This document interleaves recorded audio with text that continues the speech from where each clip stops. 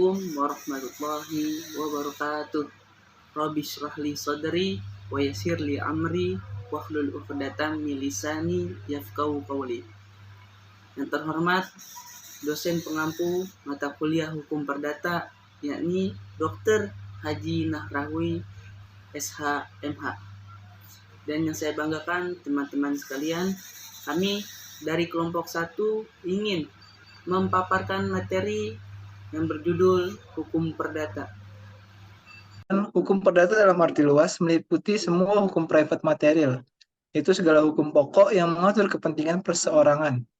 Hukum perdata ada kalanya dipakai dalam arti sempit sebagai lawan hukum dagang. Sejarah hukum perdata. Hukum perdata tertulis yang berlaku di Indonesia merupakan produk hukum perdata Belanda yang diberlakukan dengan asas konkordasi, yaitu hukum yang berlaku di negeri jajahan, sama dengan ketentuan yang berlaku di negeri penjajah. Secara makrosubstansial, perubahan-perubahan yang terjadi pada hukum perdata Indonesia, pertama, pada mulanya hukum perdata Indonesia merupakan ketentuan-ketentuan pemerintahan Hindia Belanda yang diberlakukan di Indonesia. Algemeen Bepalingen van Wetgeving, sesuai dengan Stadblad nomor 23 tanggal 30 April tahun 1847 yang terdiri dari 36 pasal.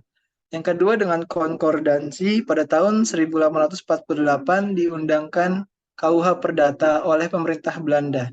Di samping BW juga berlaku KUHD yang dalam Stadblad 1847 nomor 23. Pembagian periode sejarah sebelum dan sesudah kemerdekaan Indonesia. Yang pertama, hukum perdata pada masa penjajahan Belanda. Pada mulanya hukum perdata Belanda dirancang panitia yang dibentuk tahun 1814 yang diketuai oleh Mr. J.M. Kempers tahun 1816. Kempers menyampaikan rencana kode hukum tersebut pada pemerintah Belanda, didasarkan pada hukum Belanda kuno dan diberi nama Ontwerp Kempers. Ontwerp Kempers ini ditentang keras oleh V.C. Nicolai, yaitu anggota parlemen kebangsaan Belgia dan sekaligus menjadi presiden pengadilan Belgia. Tahun 1824 Kempers meninggal. Selanjutnya penyusunan kodifikasi kode hukum diserahkan kepada Nicolai. Akibat perubahan tersebut, dasar pembentukan hukum perdata Belanda sebagian besar berorientasi pada kode sivil Prancis. Kode sivil Prancis sendiri meresepsi hukum Romawi, Corpus Civilis dari Justianus. Dengan demikian, hukum perdata Belanda merupakan kombinasi dari hukum kebiasaan atau hukum Belanda kuno dan kode sivil Prancis. Tahun 1838, kodifikasi hukum perdata Belanda ditetapkan dengan Stadblad 1838. Dalam perjalanannya bagi orang-orang selain Eropa, baik golongan Timur Asia, golongan Tionghoa, dan bukan Tionghoa, mengalami pembedaan dalam pelaksanaan perundang-undangan dalam hukum perdata. Yang kedua adalah hukum perdata sejak kemerdekaan. Hukum perdata yang berlaku di Indonesia didasarkan pada Pasal 2 Aturan Peralihan Undang-Undang Dasar 1945, yang pada pokoknya menentukan bahwa segala peraturan dinyatakan masih berlaku sebelum diadakan peraturan baru menurut Undang-Undang Dasar, termasuk di dalamnya hukum perdata Belanda yang berlaku di Indonesia. Hal ini untuk mencegah terjadinya kekosongan hukum, vakum di bidang hukum perdata. Menurut Sudikno Mertokusumo, keberlakuan hukum perdata Belanda tersebut di Indonesia didasarkan pada beberapa pertimbangan. Yang pertama, para ahli tidak pernah mempersoalkan secara mendalam tentang mengapa BW masih berlaku di Indonesia. Tatanan hukum Indonesia hendaknya tidak dilihat sebagai kelanjutan dari tata hukum Belanda, tetapi sebagai tata hukum nasional. Yang kedua, sepanjang hukum tersebut tidak bertentangan dengan Pancasila dan Undang-Undang Dasar 1945, peraturan perundang-undangan serta dibutuhkan. Yang ketiga, apabila hukum tersebut bertentangan, maka menjadi tidak berlaku lagi. Selanjutnya, saya akan menjelaskan tentang sejarah KUH Perdata. Secara umum, Kitab Undang-Undang Hukum Perdata atau KUH Perdata yang dikenal dengan istilah Burgerlijk Wetboek adalah kodifikasi hukum perdata yang disusun di negeri Belanda. Penyusunan tersebut sangat dipengaruhi oleh hukum perdata Perancis atau Kode Napoleon. Kode Napoleon sendiri disusun berdasarkan hukum Romawi atau Corpus Juris Civilis yang pada waktu itu dianggap sebagai hukum yang paling sempurna. KUH Perdata BW berhasil disusun oleh sebuah panitia yang diketuai oleh Mr. J.M. Kempers, sebagian besar bersumber dari Kode Napoleon. dan bagian lain dikodifikasi KUH Perdata yang selesai pada 5 Juli 1830.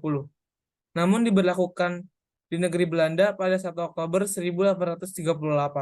Pada tahun itu diberlakukan juga KUH Dagang.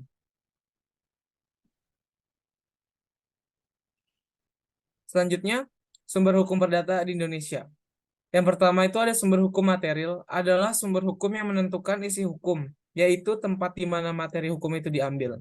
Sumber ini diperlukan ketika akan menyelidiki asal-usul hukum dan menentukan isi hukum tersebut.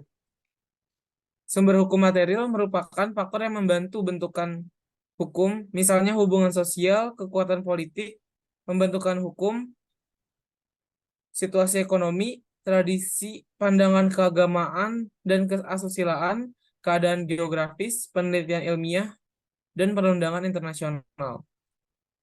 Terus yang kedua, sumber hukum formal, yaitu tempat memperoleh kekuatan hukum. Ini berkaitan dengan bentuk atau cara hukum, cara yang menyebabkan peraturan hukum formal itu berlaku. Misalnya undang-undang, perjanjian antar negara, jurisprudensi, dan kebiasaan. Selanjutnya, Volmar membagi sumber hukum perdata menjadi 2 bagian, yaitu yang pertama, sumber hukum perdata tertulis. Yang isinya itu ada KUH Perdata, traktat, dan jurisprudensi. Selanjutnya yang kedua, sumber hukum perdata tidak tertulis, yaitu kebiasaan. Secara khusus, yang menjadi sumber hukum perdata di Indonesia tertulis antara lain Algemeen Berpalingan Penwetgeving, merupakan ketentuan-ketentuan umum pemerintah Hindia Belanda yang diberlakukan di Indonesia dengan Stadsblad 1847 nomor 23 tanggal 30 April 1847 yang terdiri dari 36 pasal. Yang kedua, Burgerlijk Wetboek merupakan ketentuan hukum produk Hindia Belanda yang diundangkan tahun 1848 diberlakukan di Indonesia berdasarkan asas konkordansi.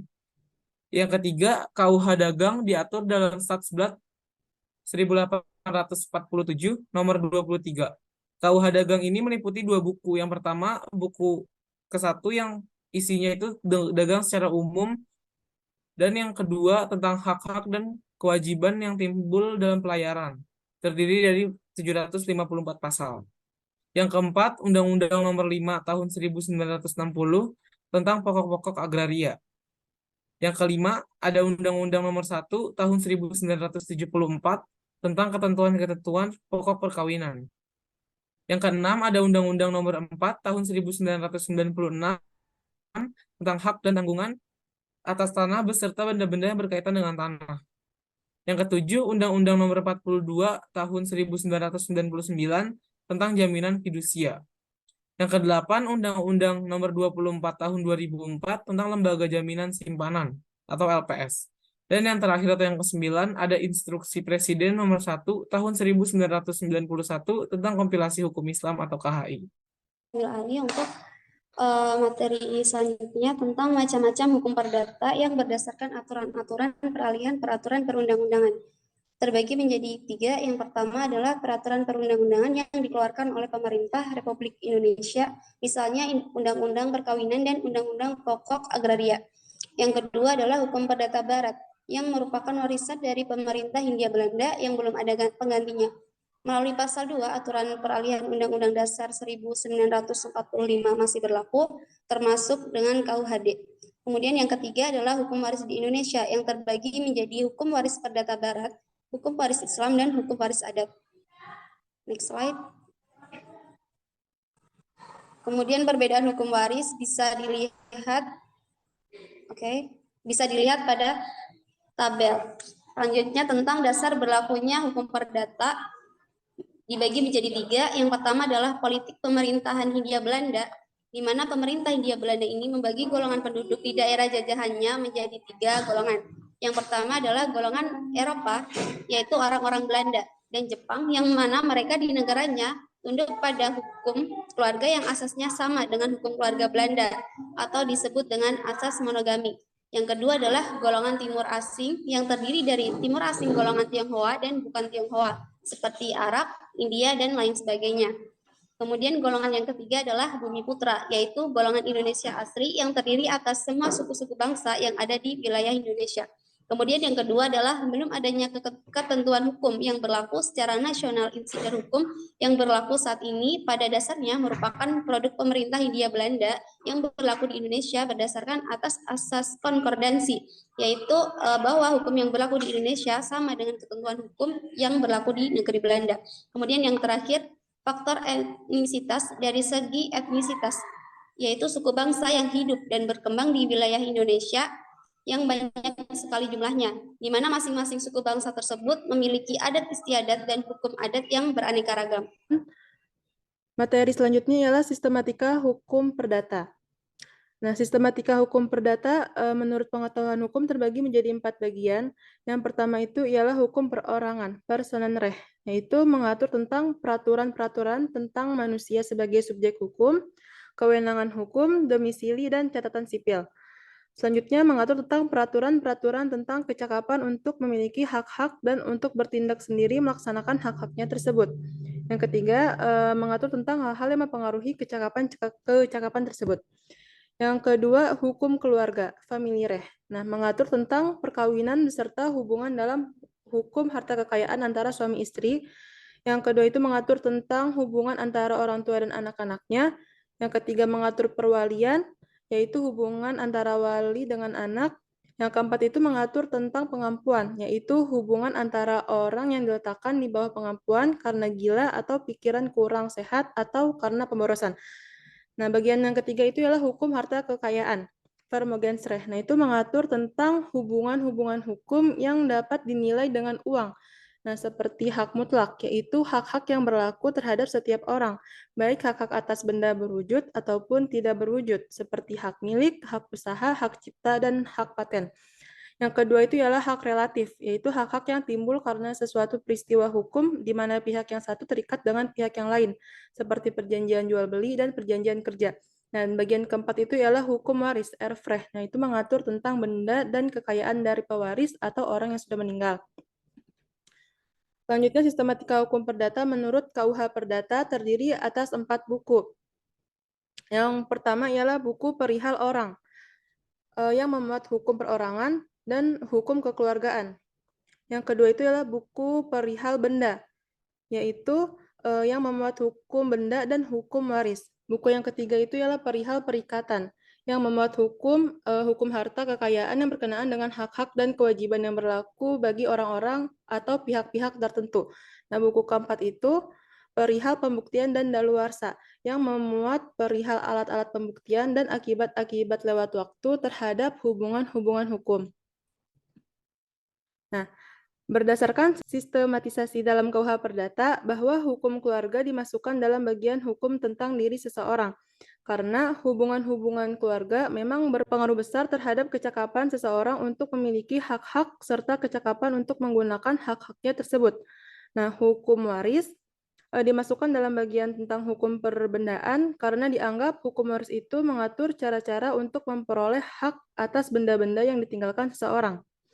Dan perihal pembuktian lewat waktu daluarsa sebenarnya adalah soal hukum acara, sehingga kurang tepat dimasukkan dalam KUH Perdata yang pada dasarnya mengatur hukum perdata material. Nah, tetapi beberapa ahli berpendapat bahwa hukum acara itu dapat dibagi dalam bagian material dan bagian formil. Nah, soal-soal yang mengenai alat-alat pembuktian terhitung bagian yang termasuk hukum acara material yang dapat diatur juga dalam suatu undang-undang tentang hukum perdata material. Nah, berkaitan dengan hal-hal tersebut, dilihat dari segi isi masing-masing buku dalam KUH Perdata, maka substansi KUH Perdata terbagi menjadi 2 bagian. Yang buku ke-1, buku kedua, dan buku ketiga berisi ketentuan-ketentuan hukum perdata material, dan buku keempat berisi ketentuan-ketentuan hukum perdata formil. Kami dari kelompok 1 pamit mundur diri. Kurang lebihnya mohon maaf. Wallahu muwaffiq ila aqwamit thoriq. Wassalamualaikum warahmatullahi wabarakatuh.